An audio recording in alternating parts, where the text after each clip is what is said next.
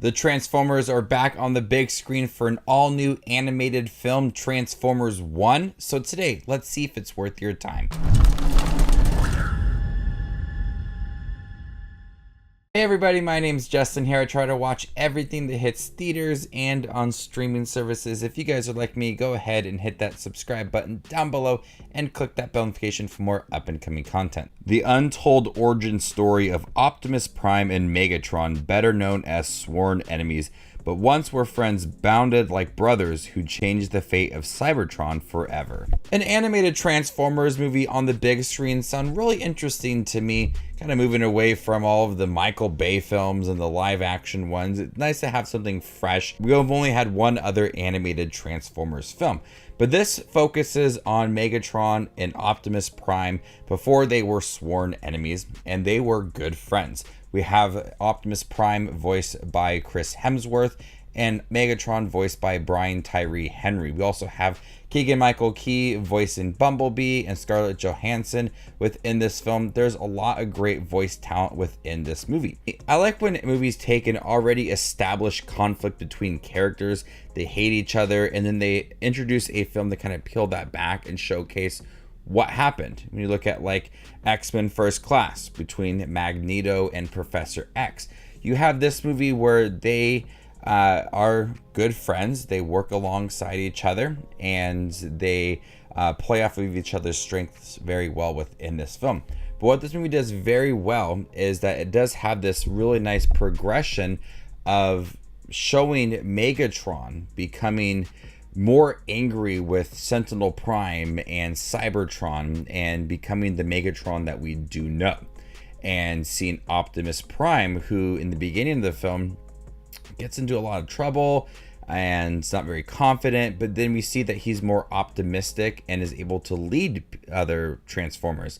So we see these characters start to blossom into the characters that we do know from the live action films and all of the Transformers entries, the shows, whatever it may be. This movie does a great job of building that progression, then also separating these characters. You have that strong friendship that is introduced in the beginning of this film, and as the movie does progress, you feel like that is peeling that away and becoming less and less friends and more enemies, as their opinions about Cybertron are becoming more conflicting with each other. And Chris Hemsworth and Brian Tyree Henry are also able to transition their voice into becoming more angry with Cybertron or becoming more uplifting and more controlling. When you look at Chris Hemsworth, he sounded like Chris Hemsworth for most of this film. But then if you listen very carefully as the film gets closer to its end, you can kind of tell that he's trying to match what we got for the live action film, and being someone that can give this great profound speech to hype everybody up and motivate everybody. Chris Hemsworth's transition started to become more and more like the Optimus Prime that we do know, and Brian Tyree Henry is able to kind of drop his voice level and become more angry and more sinister as the movie does move along. So not only I was impressed with the progression of the characters, the voice acting as well moved these characters into what we already know about them. Keegan-Michael Key was a lot of fun as Bumblebee. That's where a lot of the humor does lie, is with Bumblebee. It was really interesting to see how Keegan-Michael Key was able to give Bumblebee his own distinct voice, and it was hilarious within this film. We're able to kind of lighten the tone within this movie. And I love the exploration of Cybertron, the ins and outs of it all, the jobs that these Transformers have, and some big races that other Transformers get involved with. You feel like it's a lived-in world, and it does have its society and all of its rules and everything within it, and seeing how it plays a huge part within this movie. Even though that times the arc between Optimus Prime and Megatron may feel a little bit generic and kind of been there, done that, it does fit the storyline for these characters, and it helps these characters move in that right direction. The animation looks really good. That classic Transformers look to the characters with Bumblebee and Optimus Prime and Megatron and Starscream and Shockwave.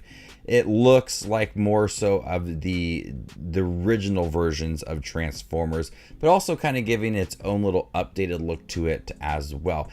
It's very vibrant within its color, and at times it gets a little bit darker as the movie does progress more into transitioning the characters and having the Decepticons along the way. But I was really impressed with Transformers 1 and the ability to develop that relationship between Megatron and Optimus Prime.